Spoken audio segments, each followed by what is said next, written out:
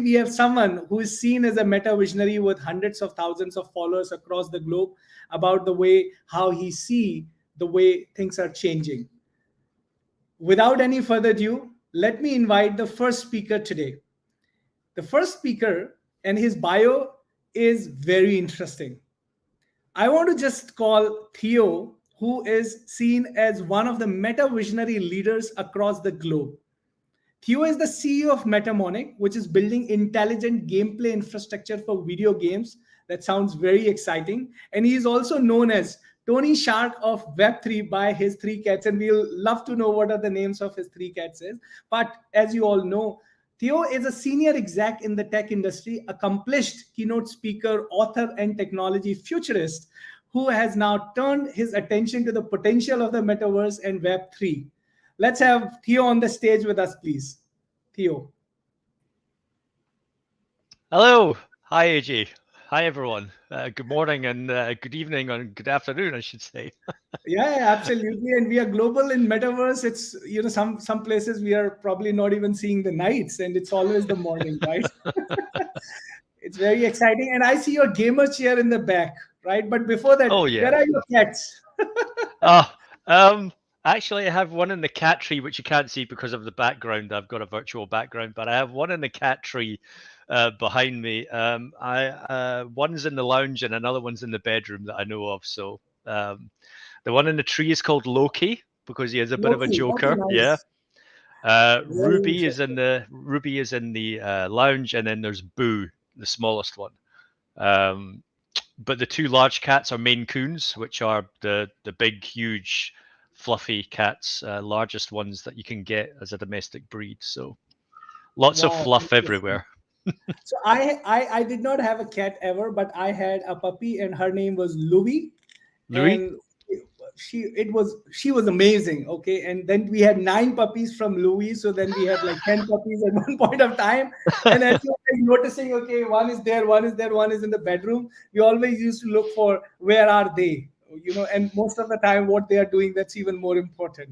So and I love it when you said Tony Stark of Web3, and that's very exciting. And that brings me to a very interesting point here, because a lot of people think, whether we talk about metaverse or Web3, they think this is a myth. And in fact, when we talk about metaverses, people think that why would they ever do something in the 3D scaled universe when they could Mhm. do something better in the physical world, whether it's a meeting or whether it's a handshake, right? And they feel that they enjoy this most. What are your thoughts on this? I mean, do you think this is the future? Is this? I think it's important to recognize that the metaverse, certainly in various forms and guises, have been with us for a long time.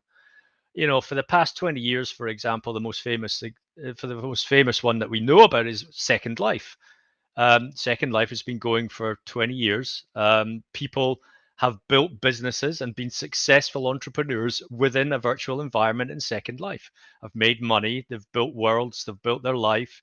They live a life physical as we do, and then part of that life is spent online in this environment as well. Um, and then you have people like who play games and virtual worlds and online games, large MMOs, for example, are examples of metaverse platforms. People have spent lots of time and money in these worlds, developing their own persona, developing their own life and lifestyle, and they enjoy that. And I think it's important to recognize that whilst some people don't see a value in the metaverse, other people absolutely do. And it's those opportunities that are really exciting for lots of people. I think that perfectly summarize it. And again, I always use this word from Prakrit, which is the mother language of Sanskrit, which says anekantvad, which means that multi-perspective. And Mhm. that means that metaverse is multi-perspective for multiple people, multiple companies, brands, and in fact, the developers. Sometimes you have to understand what you want to achieve with the metaverse before you could actually think about how it should be done, right? And if you look at it currently, the way how things are seen, most of the brands, and I would not call it, there are BMW, which is working with NVIDIA to build a metaverse factory. There are brands which are working with Microsoft to build, again, future of factories encompassed with IoT and all. But many brands are seeing metaverse as a go-to place for marketing, right? Versus there are companies like, what I always believe, that metaverse is actually built for business. Do you think that this trend will change? Because right now everyone is talking about hosting shows in the metaverse. Okay, let me launch something in the metaverse.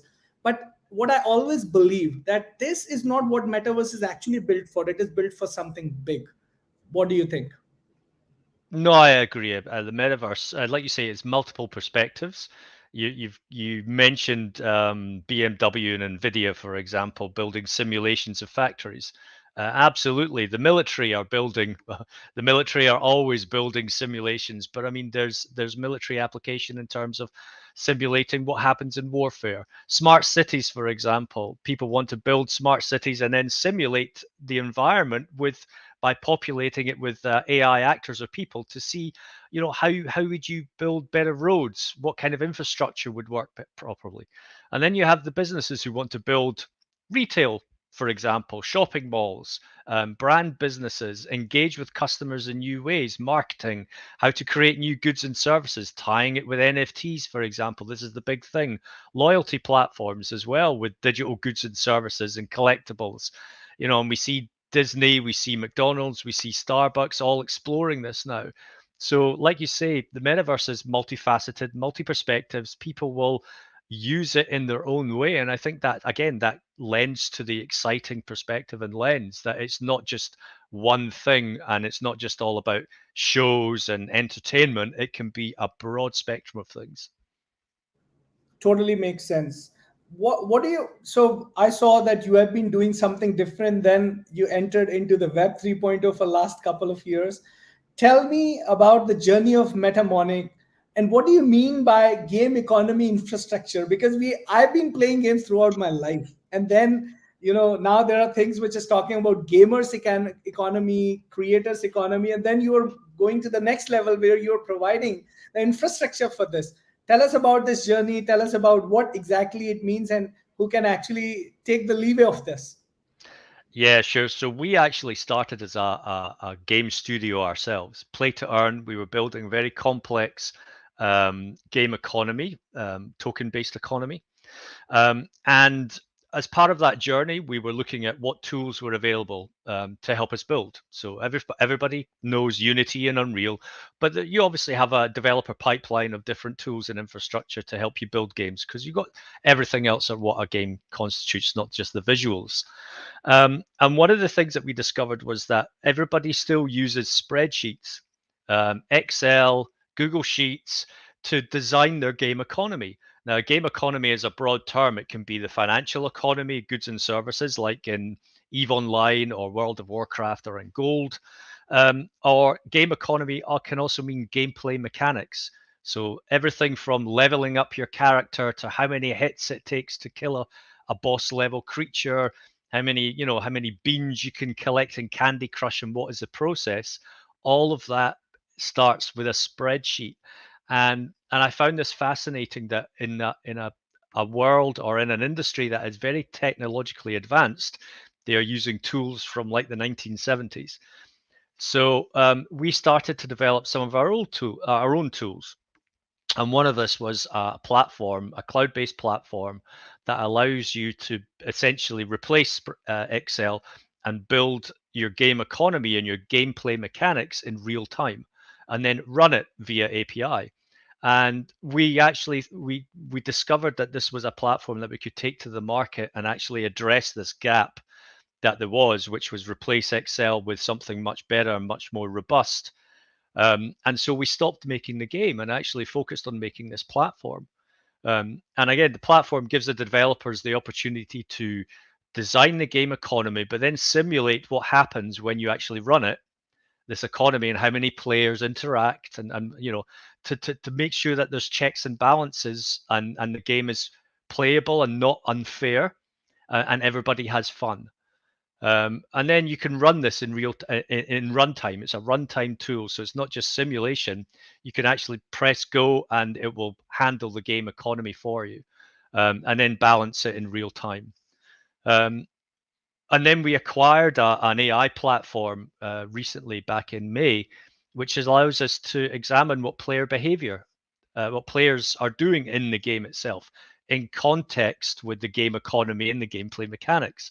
So I see you, AJ, running around, and I see you being the best killer there is in this RPG game. And that tells me that those are the things that you like as a player, and that's how you like to behave in the game. So it tells me as a developer, well, AJ likes killing monsters, so maybe we'll create new content around lots of monsters for AJ to kill. Or we can, design retention strategies if you're getting bored to give you things that help you kill better and things like that. So those insights tied with the game economy and the game mechanics has created this kind of like infrastructure platform that helps people build better worlds. Very interesting. And I think the way how gamers economy is actually going towards, people are, now, as they say, that there was time when people were just seeking information, then they were grabbing information, now they want to experience information, and gamification is one big way of experiencing information altogether while playing the game. And in fact, many of these companies and brands that we are also actively working with, we have seen that now what they're saying that, hey, I want to create education video or content for some of my partners or clients or whatever it is, but it cannot be just a plain 2D video. Can we create a game so that they can actually, while they play this, they learn about it? And of course, as you rightly mentioned, knowing the detailed dots about the experience that the gamer is, having while they're playing game, and what kind of a flow of data that can go in the backend, which can tell us about the behavior, expectational behavior, and what kind of actions which is driving those behaviors. That is like the gold mine, and I'm sure some of your clients might be very excited about that too, because so far, and this is very in line with my previous question which I also asked about, when we think web 3.0 or metaverse, or even in your case gamification, as a short term marketing campaign, it doesn't add any value, because then it's just, okay, I wanted to do something. I know about a brand which did a comedy munch in the metaverse, another brand which actually launched a pop show in the metaverse, but those were like 48 hours long stints. I call it meta stints, as we say. And then they are like gone. They spend probably hundreds of thousands of dollars, but nothing big as such received in terms of ROIs. But when we see these platforms as a data platform, then it becomes way bigger than what they are right now. In fact, brands are looking for that, right? And what do you see? And this is in line with the question that I also have for you, and just came out of nowhere. But what do you see the future of these gamers economies are, right? And how a brand could leverage this? Because right now what I'm seeing, gamification is bigger than the game itself, but what you're saying is that when we talk about gamers economy, that's even bigger. Tell us more about it, and what do you think of future there? Well, you touched on it just now in terms of building experiences within the games, and I think what we've seen is what we recognize is that marketers and brands have no idea actually how to tap into the video game industry. It's an industry that is actually bigger than the film industry in terms of market size and market opportunity, and yet everybody knows how to market in a film. Product placement. I know where to put a bottle of alcohol, branded alcohol, or a piece of technology. You find them, in the films, but you don't find them anywhere in games, because it's all games, and metaverse experiences have always been regarded as playtime, not very serious. But you look how much money there is in games. The industry is huge. People spend inordinate amounts of money on content that they can't own, which is another part of the whole Web3 and metaverse experience, which is, I own the item now. I can take it from world to world. And this is something that I think brands are going to have to wake up to. So one, how do I design an experience within an experience? So if I'm in a game, I could actually, as a brand, contact the developer and say, I want to make a meta game in your game that the players can engage with that relates to my brand. And then at the end of that, they could be rewarded with an item, a digital item that they could own in that game, use it in that game, and then perhaps take it into another game. And Nike is doing this with their sneakers, for example, digital sneakers. So I think there's massive opportunity, and I think marketers and brands need to start thinking about in 3D, and they need to start thinking about in immersive experiences, not flat banner and advertising. It's a different world now. I'm glad you talked about Nike. So this is our fourth episode of Metamorphosis, which is being organized by Metamonks. There was no single episode where Nike's name didn't come in picture, and I think they're leading this. And the reason is because they are understanding that this entire thing is changing. While there could be various ideas, various thoughts, and various views about how Web 3.0, Metaverse, or NFTs and this entire thing is working, but one thing is pretty clear, that the youngsters are seeing things differently than what I used to see, or probably my father used to see, the way how it used to be, right? And they want to experience things more effectively, much faster, at a cheaper cost, and probably, as you rightly mentioned, possession of those digital experiences is also very big for them. I'm sure that you might be aware about the People Live, the NFT, which was sold for more than $60 million, and now they are also thinking about how it could be go how it could be seen as a NFTs of NFTs collection, right? Which is a even bigger thing. I'm aware of a project which is happening right now in United States, which is bringing NFT collections into physical galleries, right? And that's also very exciting stuff, because people buy NFTs, but they don't know, right, that where to showcase this and how can I probably show off my collection. And that's a very big way of seeing how this NFT entire collection can be shown, right? Are you working on any other exciting project that you'd like to share with, without keeping any of your non-disclosures intact, but any other exciting project that you want to share, or anything which you feel that the community should be aware about? Because gamers economy is big, game creation and asset industry is growing big, and you absolutely touched on right where you said this will continue to grow bigger, because Mhm. as much as and as soon as brands will continue to realize that this is the best way to reach out to the right target audience, especially if your audience is between 19 to 35, which is pretty much 60 to 65% of your entire buying universe, right? That's the best. Anything, Theo, that you want to add? Yeah, I'm seeing big shifts happening in loyalty and reward programs. Now, we've seen that with McDonald's and Starbucks, like I said earlier, I think. And it's fascinating to see people starting to integrate metaverse and Web3 experiences and NFTs into their existing loyalty programs and reward schemes, where they want to tap into different types of audiences. So there are customers who enjoy digital experiences, enjoy sort of engaging with the brand and collecting points and spending money, etc. But now they're looking to, how do we bring those customers on this Web3 journey? And the easiest way for those brands to do that, and the most invisible way, is to align it with existing loyalty programs that these customers already engage with and have already signed up to. So we're actually starting to have conversations with a number of people. We're talking with a one of the big four consultants, one of the largest game companies in the world, one of the largest CRM companies in the world, um, around these kind of initiatives, and how do we use what we've built, our platform, which designs game mechanics, right, as part of this opportunity to design more intricate gamified loyalty programs as well, because loyalty is a game.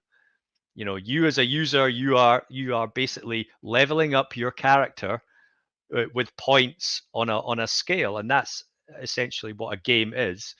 So, by taking our platform and obviously helping people sort of design more fun and engaging loyalty programs and reward schemes, and then tying that back into what sort of Web3 and NFTs, we're bringing customers on this journey that weren't on this journey before. Absolutely, totally makes sense. And I'm glad you talked about loyalty and reward programs. In fact, Almond is launching a platform called Channelverse, which is actually about channel engagement and loyalty and rewards for big companies who have hundreds of thousands of channel partners. Because absolutely, one thing which runs the brand is the consumer or customer loyalty, and Mm. rewards is next big thing. Because as we talk about, people are not interested in getting physical rewards anymore. They want something which they can probably keep it forever, or probably experience something that they will mesmerize forever. And what's Yep. better than the digital rewards now? NFTs have become something which becomes extremely exclusive, which becomes extremely personified, and also showcase who you are, right? Yep. And this is so exciting. And I'm glad that you are already speaking to various consulting companies and brands. We would love to discuss with you, Theo, in detail about what we are bringing on table and what Mm. Channelverse as a platform. And without telling the name, we are already working with one of the world's largest food and beverage company, and we are running their entire loyalty platform on our platform. So that's something that probably we can integrate with your gamers infrastructure platform, or something that we could do together, and we'll be more than happy to collaborate. So Oh, with that, absolutely. Perfect. let's have Apuru join us. And Theo, we will come back to you very shortly. Let's hear what Apuru has to say as we talk about the gaming Go Games platform that they have built. But it was so amazing speaking to you, Theo. A lot to learn and a lot to collaborate. Talk to you soon. Bye. Awesome. Awesome. So let's move to the next section. As we are going to have Apur, who will be joining us. As you know that gamers, why we have kind of kept this session particularly related to gaming today. It is important that while brands are looking at gaming as one of the way, we also know about a couple of platforms which are bringing games on the day-to-day revenue, which are bringing games as a revenue generation opportunity for various brands. And today I'm very excited to announce Apur, who will be joining us. They run a platform called GoGames.run. GoGames.run is one of the India's largest gaming as a service platform, and we'll know more about that from Apur. But for those who don't know Apur is a serial entrepreneur, and I am Bangalore's NSR cell. He learned it from the NSR cell itself.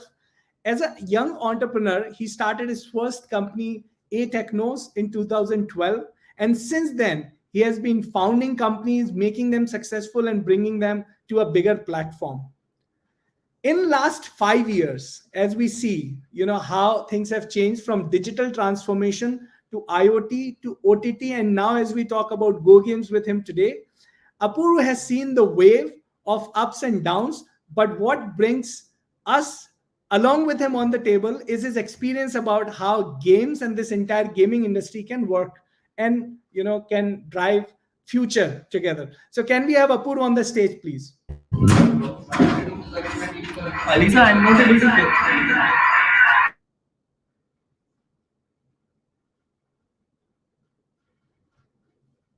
Okay. I hope, are you able to hear me? Apur, we cannot see you. Your video is not coming, Apur.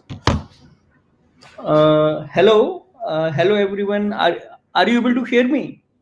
Yes, yes, we can hear you now. Okay, somehow I'm not able to hear clearly. So, as a Go Okay, Games, so, if I'll say Go Games, it's a so Apur, company which is sorry, purely can in you hear B2B us? business. Apur, can you hear us? Okay, so what we will do, till the time Apur gets connected, let's have Varun probably join us if Varun is also there. So before Apur join us, let's hear from Varun. Can we have Varun with us on stage, please? There you go, Varun, my friend. How are you? I'm good, AJ. How are you? Awesome, awesome. It's always good to see you. And for those, let me introduce Varun. Varun has over 10 plus years of experience, multiple patent holders. And I think sometimes whenever I meet him, I always say that probably can I borrow some patents from you? That's what I do. So Varun has been into manufacturing of products and in the smart wear industry. And while he's also building the infrastructure space, Now he is the founder and CEO of RPX, a unique gamified platform for gamers to generate rare collectibles and tokens for their friends. Wow, Varun, tell us what is it, because it's quite exciting, and I see the I think it's Quest which is behind you, right? Yeah. Oh, nice, nice, amazing. So, share more details about Varun. You know how exciting this gamers economy is, and we had Theo who was shared quite exciting details about us. But how big is this? Can you share more details about it? So, in terms of the gamers economy or the gaming industry as a whole, many people know that it's big, but they don't know exactly how big it is.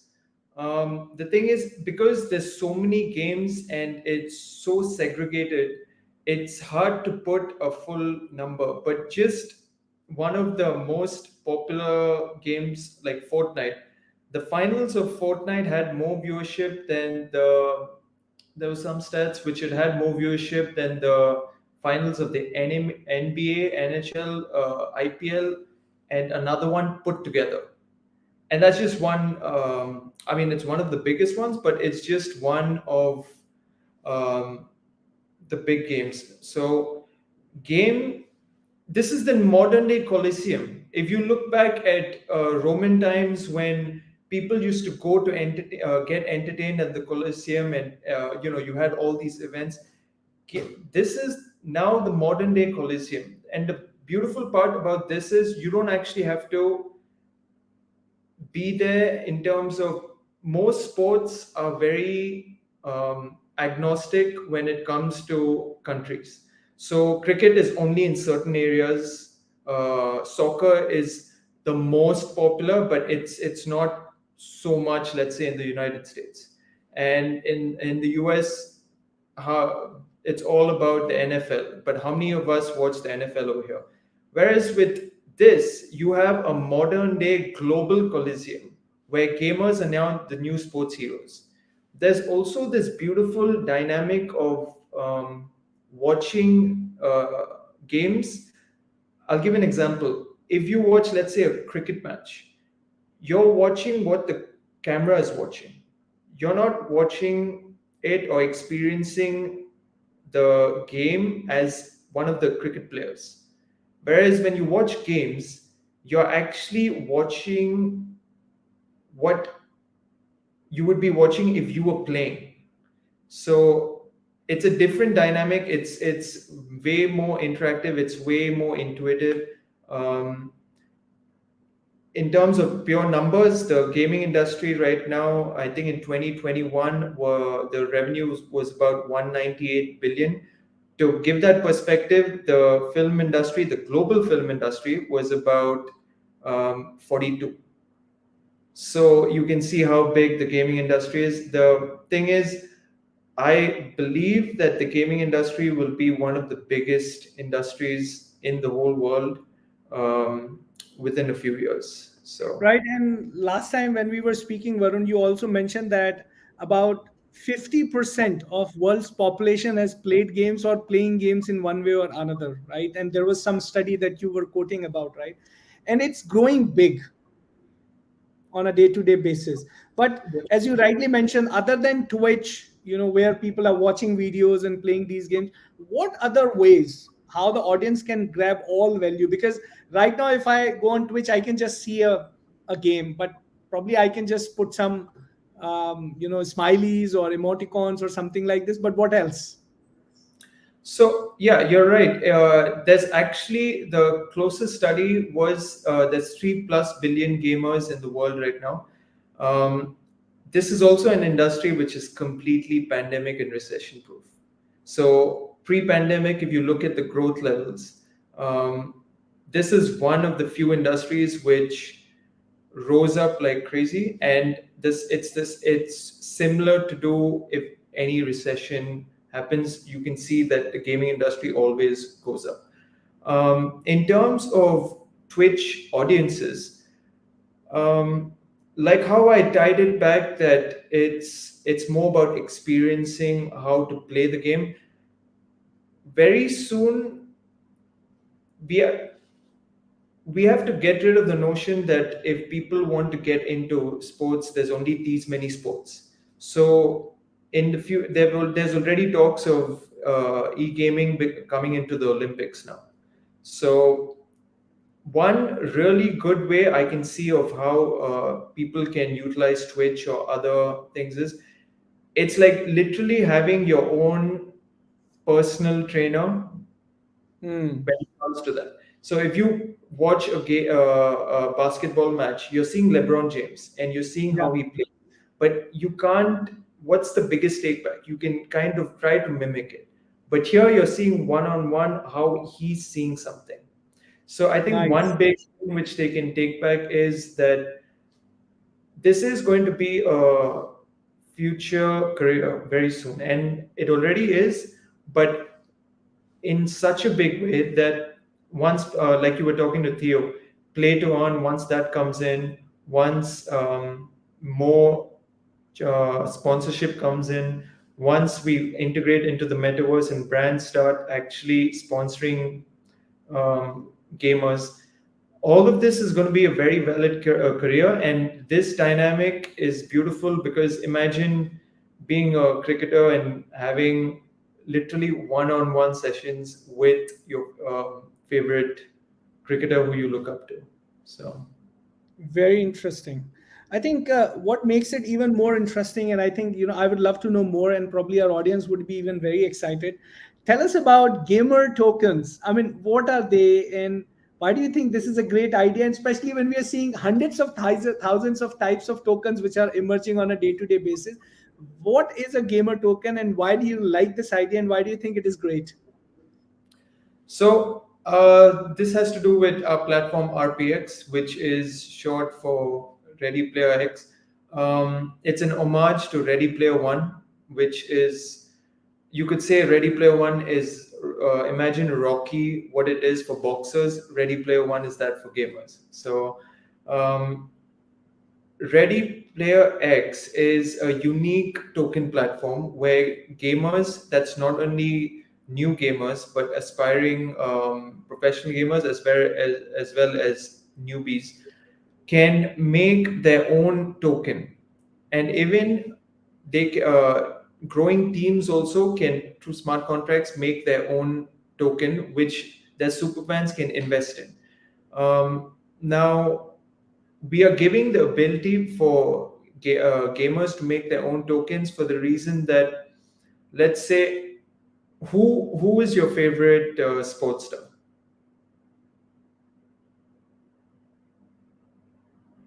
AJ? Probably Sachin Tendulkar. So when Or when was the first time you saw him? when I was kid, 1996, or So probably that was something. when he was just upcoming, right? Yes. Imagine during that time, and the thing is, during that time, you could only see him on TV. So it's not like you could go and see him in certain areas. But with gaming, Yeah. you have access to even growing new gamers from the start. So imagine owning a token or a sports card of a young rookie Sachin Tendulkar. Hmm. So it's about investing in like the taste of the audience. Very interesting. I think that's quite exciting.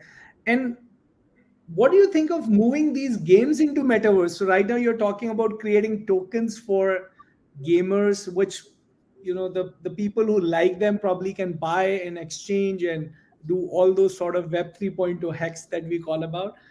But now we are also seeing that games are moving into metaverse, and probably is it the other way around? What's going on? Tell us more about it. Well, gamers are always going to be the first early adopters of anything to do with the internet or the metaverse. I mean, the metaverse is, I know it's the cliche thing that metaverse is just what games have always been. Um, but the beautiful thing about the gaming industry is that this is an industry which is always the first early adopters of any technology. If you actually look back at the history of even crypto or the early adopters of even Bitcoin, most of them are very avid gamers.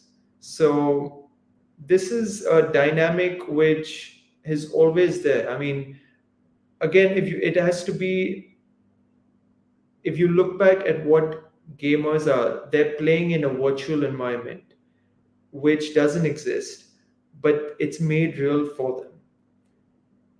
That is essentially what the rest of the world is catching up to. So I don't think we need to think how will games go into the metaverse. This is the most futuristic thinking. The rest of the world is just catching up to the gaming industry. Very exciting. There is a question that has come online, particularly related to gamers and gaming. What's happening in India, particularly, there is a lot of chaos around gaming and betting, and all of those things, are now mixing up. Play to earn, earn to play, and all of that. What are your thoughts on this? Well, okay, that's a two-part question because it's gaming, which is casual gaming, and betting. So for gaming, I would say, or rather, let's tackle the betting thing first. To even start answering this question, we need to think about where all sorts of gaming and betting is legal. If you think about it, all gaming and betting is legal within what the media calls developed countries. If you look at, you can go to London and go into a casino anywhere in the main street of London. You can go online and bet on any football match anywhere in the UK. And that's the same with Europe, and that's the same somewhat for certain sports in the United States. So then we have to ask, why is this not there in what we call developing countries? And the answer to that is something which most people will probably not be ready to hear. It's about keeping certain industries in control. It's about keeping certain economies in control, and it's changing them. So that is to do with that. In terms of the gaming, there's a lot of chaos, but I feel that if somebody wants to make, going back to how we spoke about it, if someone says, okay, I want to be a cricketer, there's way more a way more push and way more support systems in place in this country for someone who wants to do that. But I think that's because people don't realize how big and how much money is involved in gaming. Not to mention that you have a global audience in this stage. It's not in certain pockets. So I think once everybody in this country catches up to just how big this industry is, I really have a feeling that some of the biggest gamers in the world and some of the most popular gamers in the world will be from here. Awesome. It's so good and exciting to hear about this. And I've heard you speaking at the Startup Forum as well, where you have always said that India would be the backbone for the gamers in future, and it's already started to become. And we would love to know more on that as well. But for now, Varun, thank you so much for joining. Let's have Apurv if he's again online, and let's have him on stage, and then we will come back to you and Theo very shortly, Varun. Thank you so much Sounds for good. joining, Varun. Thanks, Ajay. Awesome. Apurv, can you hear us? Yes. Are you able to hear me now? Yes, absolutely. Now it's much better. So I was just telling the audience that this is a very exciting session today. We have got Theo, who's creating a gaming economy infrastructure. We have got Varun, who has already launched a gamers token, which is world's first gamers token, I would call it. And now we have you, which is, I think, India's, and probably, I don't know, it's probably world's only platform which is bringing thousands of casual games under one gaming as a service platform, which is quite exciting. Tell us, what is Go Games and why everyone should be excited about it? So I'll just tell you, Go Games. It's a one of the very customizable business to business or B2B platform. So, for example, if I'm a company and dealing in the entertainment industry like India Today or the ABP or any other one industry, even Indian Express or G. So, what we need the engagement, right? So, what happen normally? User will come, he'll read the news and then just go away on the another portal. So, what we are gonna do here, we are going to engage the user with the the interest of the user. So I'm a one of the reader and who is interested in the fighting kind of news or political kind of news or particular activity. So what happened after the news, there would be a one game placed which is in the interest of the article. For example, I'm reading some fighting article, you will get an action game below of the article. So user will engage more on the page, and more on the page in the sense more eye view come on your portfolio, and that is indirectly or directly conversational to revenue. So these kind of platform technology we have built in house, and we have developed with the gamification gaming and the coin and the GMS kind of cloud computing based solutions, and implemented with the number of partners around the planet. So that's why Go Games is coming as a one of the platform which is the 360-degree platform for the all gaming related requirement. I'm a media company, I can implement a Go Games as a portal, and if I'm a product company, then I can implement a Go Games as a gamification. And another side, nowhere, if I'm a any other kind of social or NGO kind of company, like any association which is working in the TV or the AIDS kind of sector, then I can launch a informative games. Okay, do and does, not to do, yes to do, right? So these kind of games, so we can launch, we can develop, implement on the educational basis and launch it. And if we will talk about the another biggest industry which is always interest of the all the parents, that is the educational industry, right? And if you will see now, the educational industry has reached on the some other level of the online education, and where if we will see a game as a role. Normally people earlier what they say, okay, if whatever we are watching we can learn easily, right? If we are watching a movie and it's a movie related to how our economy developed in the 1947 to till now, right? And this movie will tell us all the figures which we will read in our economics and then understand easily because of the video. But now scenario has been more evolved.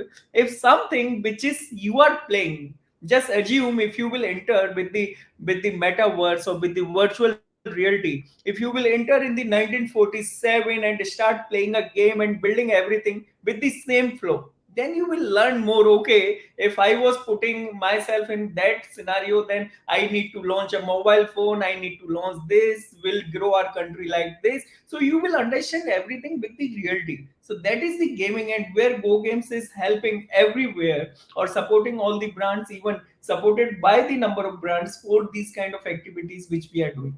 So that's why Go Games, it's one of the wonderful platform which is coming as a one of the you can say most customizable platform in the gaming industry, or you can say educational or the learning industry. Very interesting. Tell us, how brands can leverage to make more revenue, because right now you only talked about, you can have games which are customized, you can also have experiences which can be customized, but at the same time, eventually, if I'm a super app, for example, if I'm Paytm or I'm Flipkart or Amazon, whosoever we are, I want to make more revenue by offering games. How can they make more revenue? I mean, can they? The question is. So of course, I'll give you two very wonderful example. You have taken a very small point, that is the e-commerce, right? Or you have taken an online business. I'll also give you example of the offline business, how it can help users to increase the business, how help brands to increase the business. So on the online, let's start with the any brand, let's say Flipkart or anyone. So what they need, right? And what is the requirement of any online portal? That is the engagement, right? Engagement. Then what brands need, they need the attraction on the brand. So if I'm going to play any game, right, on that game basis there would be a loyalty point or rewards point would be involved, and you will win some loyalty points or rewards points, saying that after playing this racing game you have won a 500 rupees coupon of the Ellen Soli. Visit the Ellen Soli store online and generate the and buy something and redeem this. So what we are doing, we are shifting client from gaming to a LN solely, and he's gonna buy something because he has only Alan Solly coupons. If he need a pant, instead of buying from the any other brand, he'll say, okay, I have a 500 rupees coupon, let's redeem that. So how means, if I'll say all brands, what they need the engagement. And here what we are providing, we are only providing engagement and the attraction. We'll say there would be a very wonderful game if we will say, okay, figure out which quality is this, right? And you have a five option of the quality, and if you will choose and you will get some rewards, then indirectly you will promoting a brand. So this is the one way. Very in the very recently I've seen one advertisement with the Coca-Cola. What they have done, they have put the QR code on the bottles, or even they have put the QR code on the what we say on the newspaper. Scan the QR code, play the spin the wheel with the Coca-Cola bottle, and you will get a chance to win some points, some rewards, some cashback, and all these things. So how these brands are promoting themselves with the engagement tool, and biggest engagement tool around the planet is the gaming. Now let's go back on the another side, which is the another biggest market around the planet, that is the physical sales market.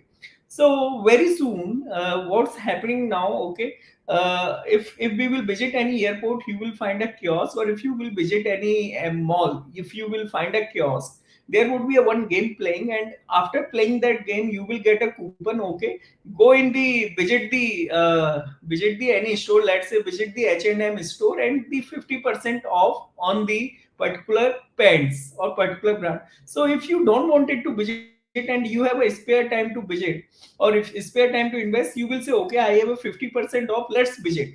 So what we are doing, we are engaging, increasing the footprints in these stores.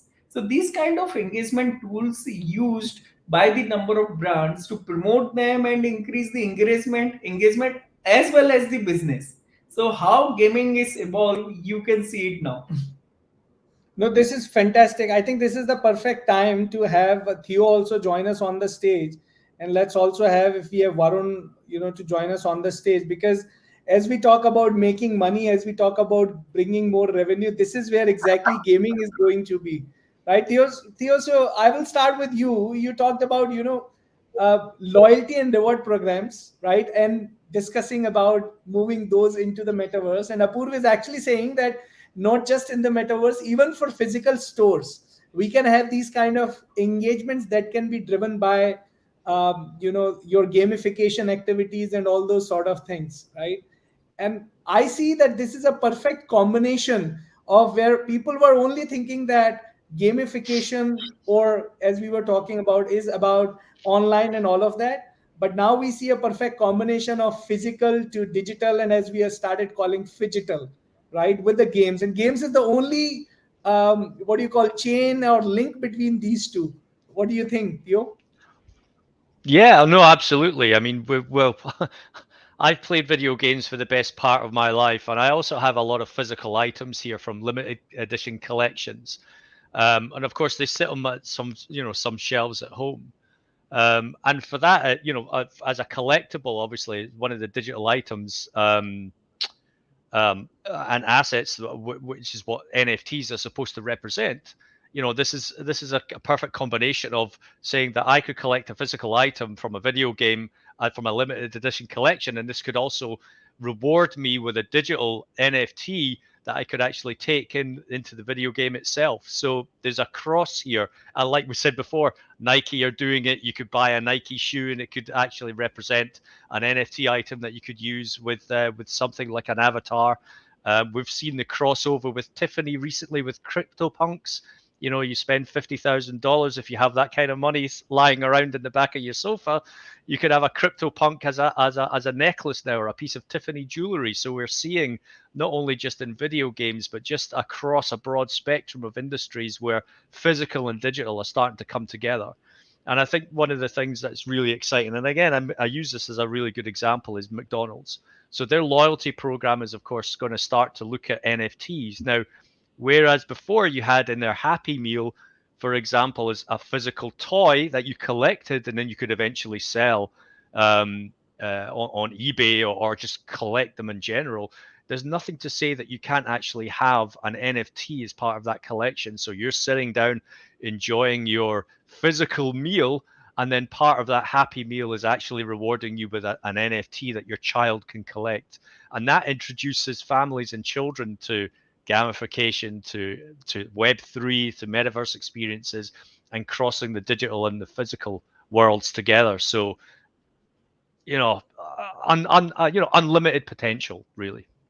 Wow, fantastic. And I also see that there could be a potential to collaborate with Go Games as well, because now they have about 1,000 plus games which are casual and they are already listed on various platforms. Think of, like, kind of collaborations that we can bring. And Varun, especially when we talk about games, we I always felt that when playing games, there is an excitement that comes into our heart and body and everything. In mind, we get dopamine immediately induced. But on the other side, when you add some rewards for playing games, that's even more powerful. And that's exactly what gamers token is, right, Varun? You're on mute, my friend. My bad. Uh, Pretty much. I mean, in terms of rewards, in terms of, see, last year when NFTs were just becoming a household name, I said that once retail comes into this, it's a game changer. It's either game over or rather press start, because what's going to happen now is there's going to be so many NFTs which are going to be made. Everything will have an NFT component to it. If you buy a car, it'll have an NFT component to it as well. So it's going to be the age of abundance when it comes to NFTs very soon. There'll be at least 500 NFTs in anybody's given room at some point, whether digitally, a combination. Um, what is also going to happen, and this is just one small example, would be that imagine a game, you win something from playing a game, or a gamer releases one of their rare collectibles which someone can collect. In the future, or rather right now, movies are not more, I would say about 20 to 30% of a movie is actually made digitally. It's or it None of those sets exist. It's all virtual, it's all digitally produced. So it's going to be very easy to take an NFT, which is virtual, and put it somewhere in the movie. So all these things are going to happen where someone can display an NFT of anything, whether it comes to a brand or some rare photo of a monkey, and just put it inside some of their virtual environments which they make in a movie. So, in fact, Theo has a virtual environment behind him right now. So, very soon you can totally see him displaying all his NFTs all over. So, that is the beautiful thing which can happen. I think that's a great idea, because if we can have something like this where you can have, a virtual environment where all your digital NFTs, and of course NFTs are digital only. I mean, some Theo, do you know if there are physical NFTs? I mean, I'm not aware of something like that, but do you know? No, I mean, not a physical NFT, but I mean, you could say that the Tiffany jewelry is probably a close approximation, because they did actually take CryptoPunks and then turn them into actual jewelry that's associated with the CryptoPunks themselves. So that could be construed as a physical NFT. A ticket, though, a concert ticket is a physical NFT when you think about it, because that's unique to you as well. You buy that, it has a barcode, it has a serial number. Obviously, you can transfer that if you want to, if it's allowed under the terms of service. But a ticket to a concert or to a theater or whatever, that's an idea of a physical version of an NFT as well. Wow, wow, very interesting. Apur, why you tell us about, you have these 1,000 plus games in the Go Games platform. Are you also thinking that you could create some NFTs for these games and people can play and they will win or something like this, and then probably you get some more people hooked on to this? What are your thoughts on that? I mean, tell us more about your Web3 uh, So, strategies if so you I, have. I'll tell you very honestly, we are in thought to develop the virtual NFT, right? We are in thought to develop an NFT, and of course we'll consolidate, or we'll do consortium with the Barun to do all these activities over the Go games. as Go Games has the number of IPs, right? We have developed the couple of IPs over the games where we have launched the number of games and owned and IP and everything is developed by us. And NFT is the really another way to generate the or enhance the market, where we are thinking means if we will see very soon Mario is going to launch. I don't know, but Mario can launch an NFT of the Mario character which we have played in the our childish age, right? So all these things is in our plan, and Go Games has another plan to launch. Instead of the launch of the only NFT, we have a plan to launch the Metaverse over the Go Games, right?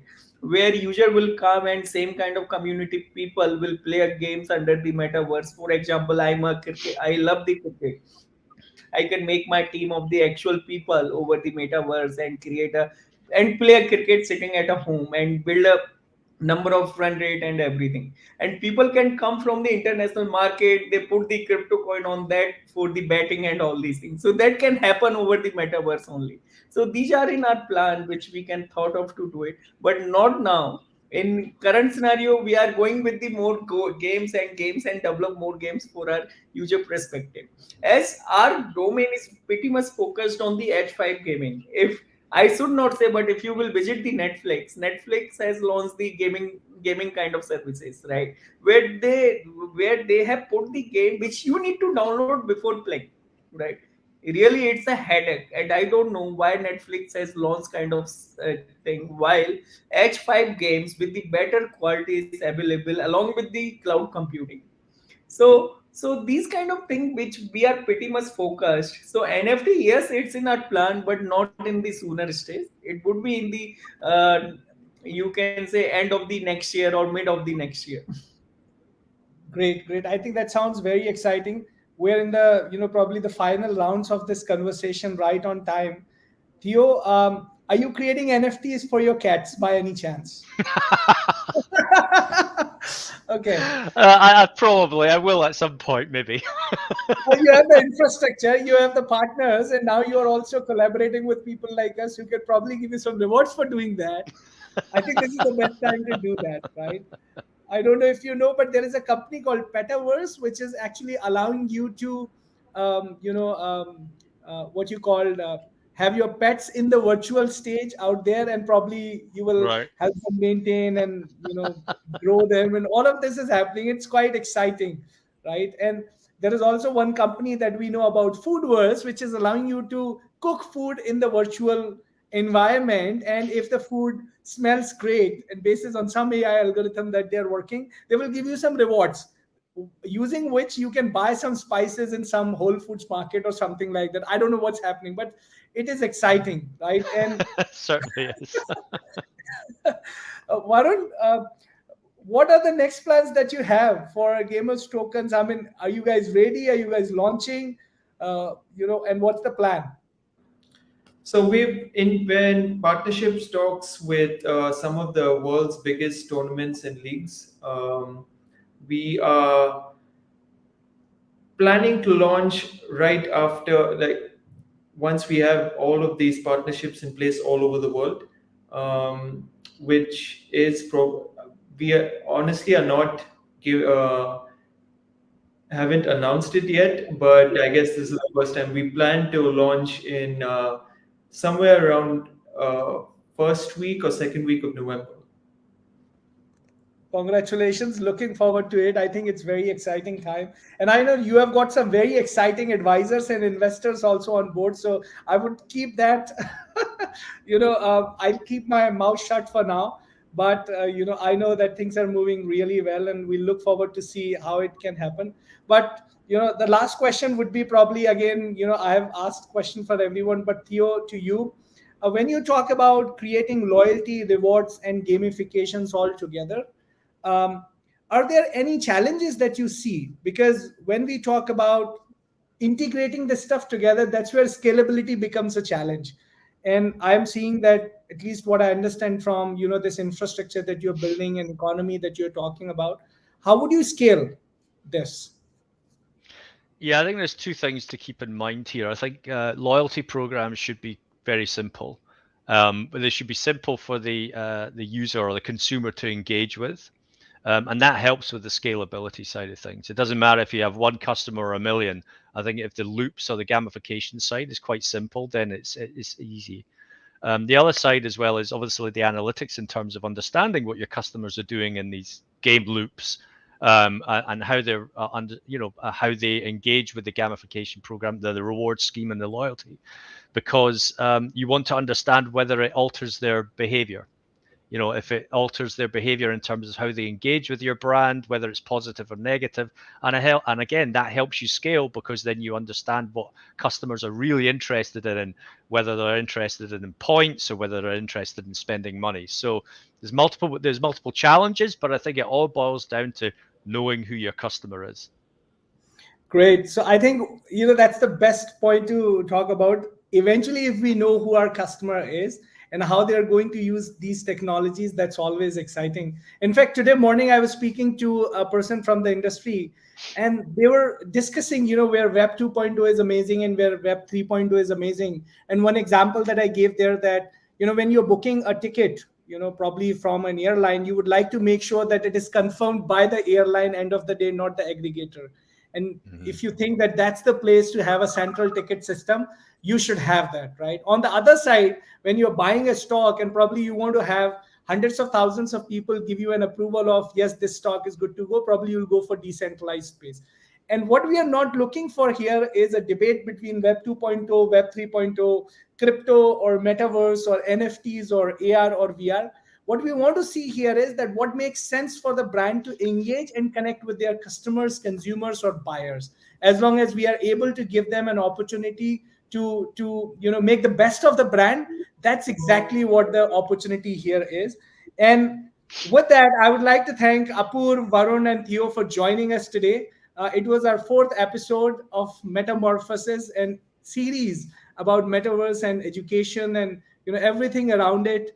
And this is something that we always wanted to do, and we felt that the community will learn more than what's available online and all of this. But when we hear from experts like yourself, we see a practical approach to what's in the books, right, and how it's actually happening, and that's very important. And other thing that we always feel is that when we have some experts like yourself on the stage, we always have some opportunities to collaborate, like we spoke about. So Theo, I will connect with you and see how we can collaborate on the loyalty and rewards. You're already working on it. We already are working with a client. Varun and Apurv, they are ready for the gamers token and enablements among that. And I think that's all we need to build this community and grow this community together. So thank you so much, Theo, Apurv, Varun, for joining us. This entire session was also powered by a lot of our partners, including India Ahead, which is India's one of the leading news network, including RPX, which is Varun's token. I would rather call it GoGames.run. We are always pleased to do that. A Technos Grow, Almond Solution, which is the team behind this, and all of our partners, the World Crypto Forum, which has been an advising authority actively pursuing what it can be done and how it should be done, and Crypto World Conference, which is the latest season which they're announcing, and we would love to see that growing. So once again, thank you so much, everyone, for joining. It was great to learn with you. And lastly, this entire session will also be soon on our Spotify and Apple podcast of MetaMonks. Right out there. See you guys. Thank you so much for joining. Have a great day. Thank you. Thanks, AJ. Thank